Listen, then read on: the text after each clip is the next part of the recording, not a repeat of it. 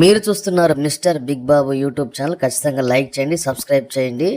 ఈ వీడియో చూస్తున్న స్కూల్ పిల్లలు, గవర్నమెంట్ ఎంప్లాయీస్ అందరికి కూడా very very very good news అండి. పెన్ను పేపర్ ముందర పెట్టుకోండి.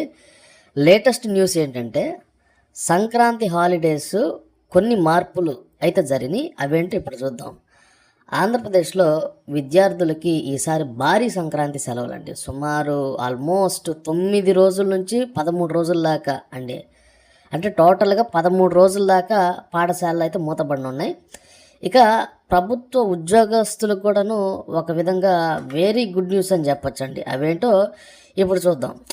ఏపీలో విద్యార్థులకు అలాగే ప్రభుత్వ ఉద్యోగులకు ప్రభుత్వం ఏం చేసిందంటే ఈసారి సంక్రాంతి సెలవులు భారీగా పొడిగించిందనమాట. అంటే జనవరి 2026 సెలవుల జాబితా ప్రభుత్వం విడుదల చేసింది.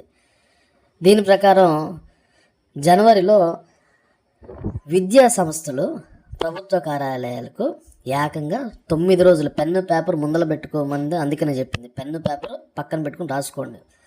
9 రోజులు హాలిడేస్. ఏపీలో సంక్రాంతి అంటేనే చాలా పెద్ద పండుగ. ఉద్యోగులు, వ్యాపారస్తులు అందరికీ కూడాను ఇదొక పెద్ద పండుగ. అధికారికంగా ప్రకటించిన సెలవులు ఏంటో ఇప్పుడు చూద్దాం. 4వ తేదీ ఆదివారం, 10వ తేదీ రెండో శనివారం. నేను జనవరి గురించి చెప్తున్నాను. పెన్ను పేపర్ పెట్టుకొని నోట్ చేసుకోండి. 11వ తేదీ ఆదివారం, 14వ తేదీ భోగి బుధవారం, 15వ తేదీ మకర సంక్రాంతి గురువారం, 16వ తేదీ కనుమ శుక్రవారం, 18వ తేదీ ఆదివారం, 25వ తేదీ ఆదివారం, 26వ తేదీ గణతంత్ర దినోత్సవం సోమవారం సెలవులు రానున్నాయి.